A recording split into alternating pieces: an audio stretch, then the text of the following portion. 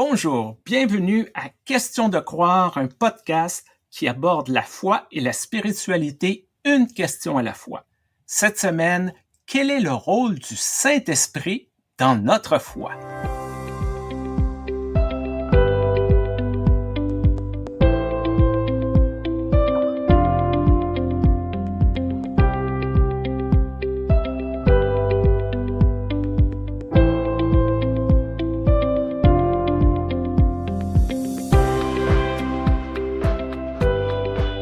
Bonjour Stéphane.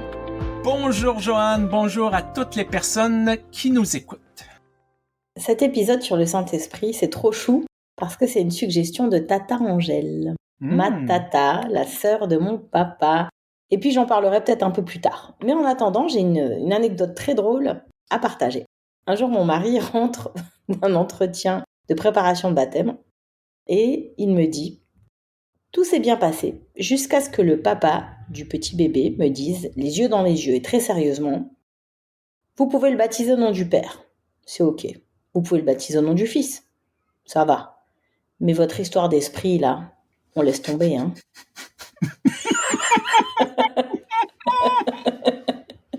Je savais pas que c'était optionnel dans un baptême. Mais ça montre combien c'est important d'oser en parler aussi du Saint-Esprit et combien pour certains, certaines, ça reste des notions un peu ésotériques, peut-être qui font même un peu peur. Et finalement, si ça se trouve, ce papa, tout ce qu'il voulait, c'était protéger son enfant d'une forme de spiritisme ou de quelque chose de, voilà, qui finalement risquerait de marquer l'enfant ou de mettre une mauvaise ambiance le jour du baptême. Donc c'est un beau lieu après de discussion et d'échange. Et bien sûr, de ce point de vue-là, on est toujours OK de discuter avec les gens. Lorsque tu m'as suggéré de faire cet épisode, j'ai hésité un peu, pour être totalement honnête, parce que je croyais que j'avais pas grand-chose à dire. L'Esprit Saint, ce n'est pas vraiment la saveur du mois dans l'Église unie du Canada. C'est souvent associé au mouvement évangélique, au pentecôtisme, au mouvement charismatique. On a toujours cette idée là des gens qui parlent en langue et qui disent bla bla bla bla bla bla. On a ces gros clichés là au point où, moi aussi j'ai une anecdote pour toi, j'ai, durant ma formation au collège théologique, suivi un cours sur la pneumatologie, sur l'Esprit Saint, et je racontais ça à une pasteure, et elle était totalement incrédule, parce qu'elle me disait, un cours au complet, là. Oui. 45 heures sur l'Esprit Saint, là. Elle n'était pas capable d'y croire, comme s'il y avait rien à dire. Et pourtant, il y a tellement à dire, mais c'est tellement hors de nos théologies ou nos préoccupations que c'est comme si c'était pour les autres et c'était pas pour nous.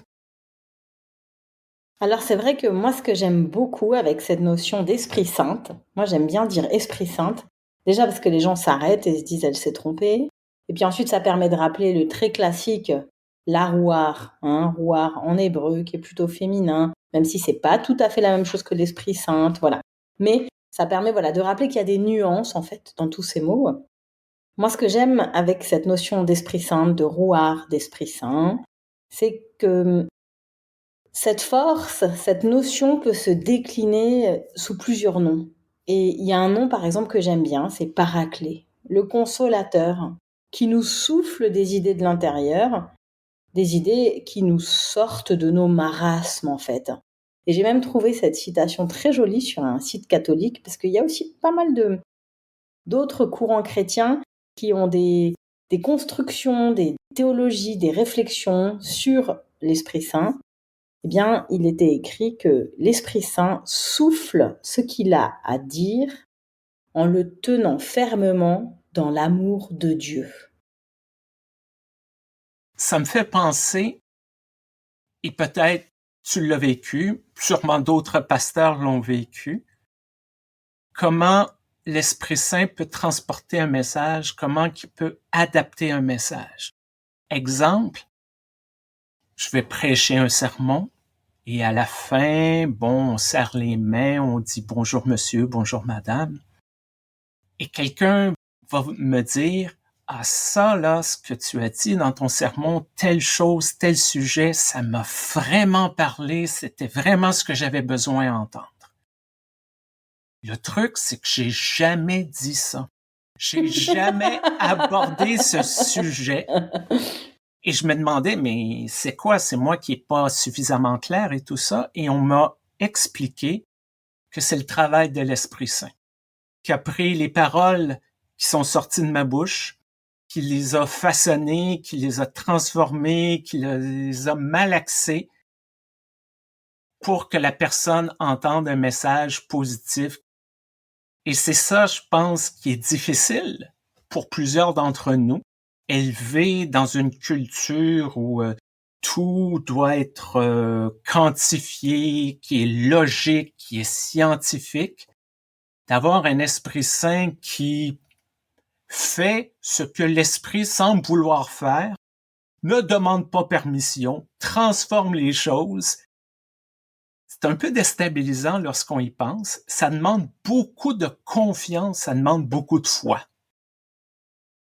Il y a un autre aspect de l'Esprit Saint qui me travaille un peu plus, avec lequel je suis un petit peu moins à l'aise, c'est l'idée de souffle tout-puissant.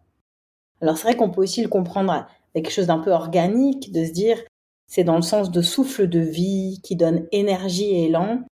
Mais quand je suis face à des théologies qui sont uniquement dans cette notion de toute puissance, j'arrive mieux à m'approcher, à comprendre, pas vraiment être d'accord, ni à pouvoir adopter ça, mais je comprends un peu mieux les théologies libérales qui sont peu intéressées par le Saint-Esprit, voire carrément les courants unitariens qui n'ont juste aucun élément de foi, de doctrine ou de catéchisme à ce sujet. Et j'en parlais avec un collègue qui se reconnaîtra peut-être s'il nous écoute, qui un jour m'a dit tu sais, j'ai un secret, j'ai quelque chose dont j'ose pas trop parler dans l'église. Puis le type est marié, il a des enfants, puis moi, il y avait d'autres collègues qui étaient venus me parler de ça, puis moi, je me dis ah oui, mais tu sais, tu peux m'en parler, c'est un espace safe et tout. Je dis ouais, je sais pas trop comment te le dire. Moi, j'ai l'impression que toi, t'es plutôt classique à ce sujet. Je lui dis bah oui, moi, je suis plutôt classique. Je suis mariée avec un homme et tout. Et puis je dis non, je veux dire toi, t'es plutôt, enfin, tu crois en l'Esprit Saint, t'es trinitaire, quoi. Ah, je lui dis excuse-moi, non, j'y étais pas du tout. Oui, non. Alors toi, du coup, tu es plutôt unitarien. Il me dit oui, mais je me sens pas très à l'aise. J'ose jamais en parler. Je me sens même un peu discriminée. Alors si ça pouvait rester entre nous. Mais finalement, c'est un courant qui fait pas de différence entre le Saint-Esprit et Dieu, si j'ai bien compris. Et puis, ces deux mots sont utilisés de façon un peu interchangeable. Et moi aussi, des fois, ça m'arrive, en fait. C'est juste, c'est pas hyper conscient, mais des fois aussi, j'interchange un petit peu. Et finalement, il n'y a pas cette notion d'Esprit Saint qui aurait plusieurs caractéristiques, plusieurs qualités, et qui seraient complémentaires au Père et au Fils, en quelque sorte. Non, c'est plutôt j'ai lu sur le site internet ce facteur ineffable qui nous lie les uns aux autres.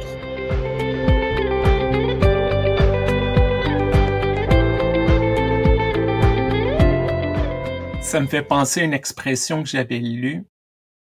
Dans la Trinité, l'Esprit Saint est le petit frère ou la petite sœur oubliée de la famille. Ah. On est capable de comprendre, je crois, l'image de Dieu. On est capable de comprendre Jésus, le Christ. Ça va. Mais un esprit, c'est difficile à saisir, c'est difficile à définir les contours. Malheureusement, il y a plein de gens qui disent tout et n'importe quoi et on s'y retrouve plus. Et je peux comprendre que pour plusieurs personnes, juste pas nécessairement abandonner, mais ignorer. Oui, bon, l'esprit est là, ça va.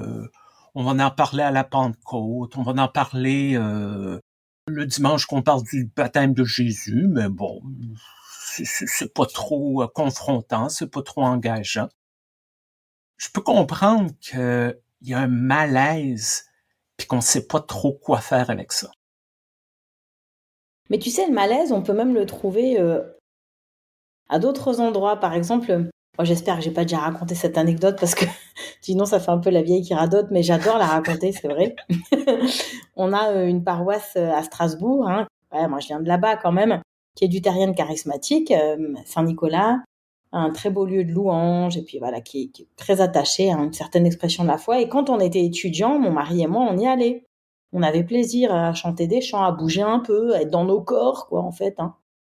Il y a une tradition là-bas où il y a toujours un moment donné où il y a une sorte de chant partagé. Alors c'est pas un chant-chant, c'est une sorte de murmure, une sorte de et puis à un moment donné, on est à l'unisson et c'est super beau, ça crée une harmonie. Et c'est une sorte de chant en langue, je pense. Moi, j'aime beaucoup. Et puis alors, voilà, on chantait la louange, viens Saint-Esprit, bah, voilà, bref. Bon, il n'y a pas le chant en langue. Alors le pasteur dit, voilà, je vous propose de chauffer encore un peu plus vos cœurs, ouvrir un peu plus. Il y a toujours des tas d'expressions, moi je comprends rien. Comment je fais pour chauffer mon cœur, ouvrir mon truc, bon bref. Une fois, il y en a un main qui a dit, fermez vos parapluies. Bon, ça, moi je comprends encore moins l'histoire de fermer mon parapluie. Ben, je suis dans l'église, il pleut pas, j'ai pas de parapluie, bref. Et puis on fait 2 fois, 3 fois, 4 fois. Et puis le pasteur, à un moment donné, il dit, bon, Saint-Esprit, on a compris, ce soir, voilà, non, bah, c'est pas le moment. Je vous propose, sœurs et frères dans l'assemblée, on continue le culte, hein. Ce soir, a priori, il y aura pas de chant en langue.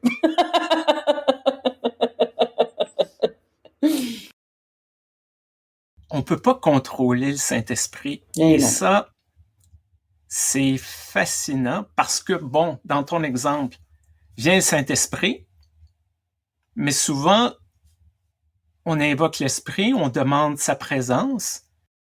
Ce qu'on sous-tend, c'est viens de la façon que je veux et viens faire ce que je désire. Il y a un danger dans cette idée d'un esprit qui vient, qui nous pousse. Peut-être que ça sera dans une direction qui est sûrement bonne, mais pas celle que l'on désire, pas celle qu'on anticipe. Par exemple, lorsque Jésus va dans le désert pour préparer sa mission, j'ai pas contre-vérifié, mais je crois que dans tous les évangiles, c'est marqué que l'Esprit pousse Jésus dans le désert ou l'amène dans le désert. Donc, il y a cette idée-là que c'est pas nécessairement le choix de Jésus. Non, l'Esprit amène Jésus dans un lieu inconfortable, dans un lieu hors de sa zone de confort, pour le préparer à quelque chose de plus grand. Et ça peut être intimidant de dire, bon, je me remets à toi, Esprit Saint, guide-moi dans, je sais pas, moi, si je dois débuter ce projet ou quelle direction je peux prendre dans mon futur. Et de se rendre compte que l'inspiration de l'Esprit, c'est absolument pas ce qu'on veut. Et il y a le côté, justement, l'Esprit souffle là où il ou elle veut. Eh ben oui, il faut être prêt à accepter de jouer le jeu, que je pourrais dire. Si on veut suivre l'esprit, il va arriver plusieurs occasions qu'on va être poussé là où ce qu'on veut pas aller. D'ailleurs, j'ai aussi découvert en faisant des recherches pour ce podcast que la tradition chrétienne appelle l'Esprit Saint l'hôte intérieur. Et là, c'est impressionnant, ça voudrait dire que pour certaines conceptions, c'est vrai, l'Esprit Saint est toujours là, c'est notre hôte intérieur, on l'emmène toujours avec nous. Et du coup, c'est pas du tout nous qui le contrôlons, hein, c'est pas du tout nous qui l'appelons, c'est pas du tout nous qui lui donnons la place dans notre vie finalement. Donc toutes ces notions sont un petit peu interpellantes. Et puis il y a cette place de l'onction d'huile en lien avec l'Esprit Saint. Et moi, je sais pas, tu as déjà vécu une onction d'huile? Moi, pendant un petit temps, avec mon époux, quand on était dans la vallée de Sainte-Marie-aux-Mines, peut-être qu'on a des auditeuristes aussi de notre précédente paroisse, on faisait partie d'un groupe charismatique œcuménique qui mélangeait un peu tout. Vraiment, il y avait des trucs un peu hardcore qui venaient carrément du milieu charismatique, des trucs de piété catholique avec des rituels, voilà.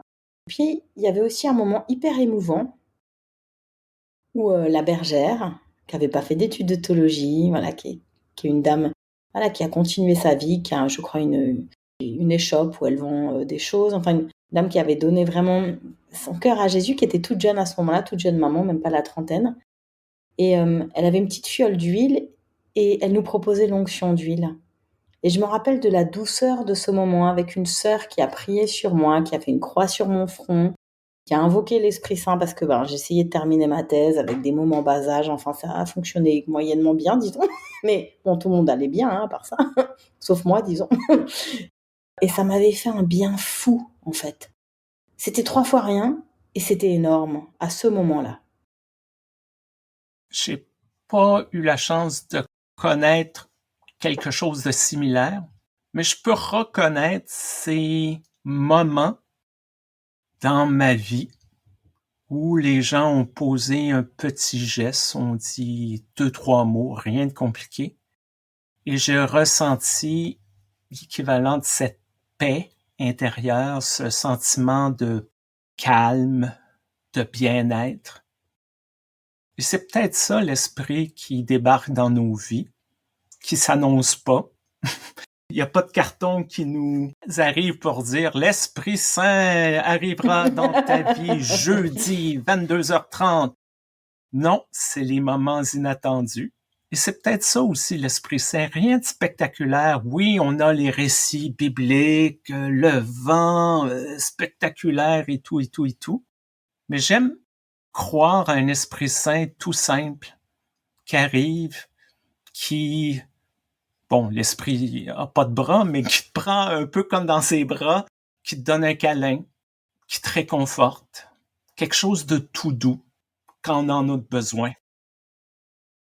Tu dis quelque chose de tout doux et pourtant en Romains 8, 26, c'est pas du tout doux. Alors je me demande qu'est-ce qu'on fait avec cet aspect-là de l'Esprit Saint aussi.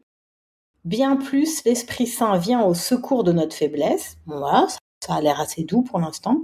Car nous ne savons pas prier comme il faut. Bon, ça c'est vrai, hein. L'Esprit lui-même intercède pour nous par des gémissements inexprimables. Et ça m'explique beaucoup mieux aussi pourquoi est-ce que dans certaines assemblées charismatiques ou pentecôtistes, d'un coup, t'as des gens qui font ah bla bla et tout, ou des fois qui se roulent par terre, parce qu'en fait, eh bien finalement, il y aurait cette possibilité que l'Esprit Saint, ce qui est pour toi et moi plutôt quelque chose de doux et d'apaisant, c'est vrai, hein, c'est un peu ce sur quoi on vibre un peu, tous les deux, on se rejoint un peu là-dedans. Pour d'autres, eh bien, il y aura quelque chose de beaucoup plus dans les tripes, quoi. Quelque chose qui montre que t'es remué, qui te remue, qui te change, qui te shake, quoi, qui te secoue. Et je comprends un peu mieux aussi pourquoi dans certains mouvements charismatiques ou pentecôtistes, on peut partir vers là. Peut-être l'esprit a cette capacité de s'adapter à la situation, aux personnes. Tu parlais de la Roua, que je prononce très mal d'ailleurs. Mon hébreu est pas si bon. Dans le premier récit de création, Genèse 1, verset 2, là, la terre était déserte et vide, et la ténèbre à la surface de la Bible, et le souffle de Dieu planait à la surface des eaux. On a dans cette image de chaos total le souffle de Dieu. Est-ce l'Esprit Saint ou pas? Bon, on peut en débattre, là. Je laisse ça aux grands théologiens et aux biblistes, là. Mais peut-être l'esprit est capable de voir, là, on est dans une situation de chaos. Faut montrer un peu de vigueur et de force. Ah, là, on est dans une situation où la personne est peut-être un peu plus touchée, blessée. Faut s'adapter. Et je pense que c'est ça qu'on aime de Jésus. Jésus qui était capable de rejoindre les personnes, qu'elles soient le centurion romain ou le dernier des lépreux. Un Dieu qui est tellement gros, tellement inclusif que tout le monde s'y retrouve. Pourquoi ce serait pas la même chose avec l'Esprit Saint?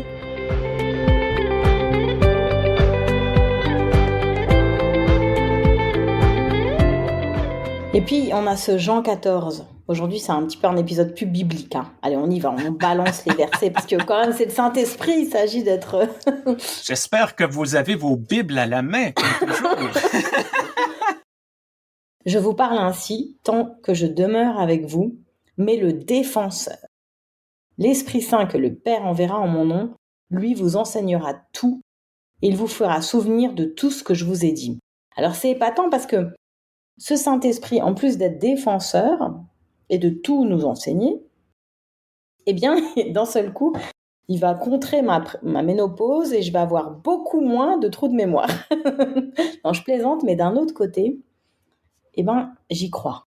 Dans le sens où ouais, j'ai eu quelques moments d'épreuve ces derniers mois, essentiellement liés au ministère, ou voilà, des situations comme ça, un peu pastorales. Et à chaque fois, j'écoutais une chanson, un rap d'ailleurs, hein, qu'on trouve sur Spotify, et je peux envoyer à quiconque le veut, qui me rappelait combien ce qui était important, c'était de rester dans cette réception d'un Esprit Saint qui te défend parce qu'il te met un petit peu les idées en place, en fait. Et il t'aide à être placé au bon endroit. En fait, Spotify nous dit combien d'heures on a écouté, quelles ont été nos tendances et tout. Et puis, c'est la musique que j'ai le plus écoutée jusqu'à maintenant en 2024. Tout va bien, tout va bien. Une musique qui me rappelle que l'Esprit Saint est mon défenseur, en fait. Pas mon défenseur contre les autres, non. Mais mon défenseur avec moi-même, c'est-à-dire qui m'aide à me remettre les idées en place, à me placer au bon endroit, à me faire me souvenir de tous les enseignements de Jésus. C'est ça qui est épatant, quoi. C'est de se dire que même quand on est complètement perdu et qu'on ne sait plus trop quel est l'enseignement de Jésus, eh bien l'Esprit Saint va nous remettre au bon endroit. L'Esprit Saint, je le vois aussi dans ces moments inexplicables, intangibles. Ces fois où j'ai pris la parole d'une manière courageuse pour dénoncer quelque chose. Oui, bon, c'était mes valeurs, mais des fois je me demande, mais où ai-je trouvé la force de faire ça? Pareil. Où ai-je trouvé l'inspiration pour dire ces mots-là à ce moment précis-là? Comment j'ai pu être créatif de cette manière-là? Je reviens encore à être pasteur. Il y a des semaines, écrire une réflexion de 12-15 minutes, c'est un chemin de croix, c'est pénible. Mais il y a des semaines, je m'installe devant mon clavier et paf! Je peux faire une première version en même pas 1 heure. Et je me dis, mais ça vient d'où ça? Je veux dire, c'est pas un sujet que je maîtrise plus qu'un autre, mais j'ai senti cette créativité-là. Oui, je peux expliquer de plein de manières la caféine, la disposition et tout ça, mais je pense qu'il y a cet aspect-là aussi. Du travail de l'Esprit Saint qui nous fait faire des choses qu'on n'aurait pas fait.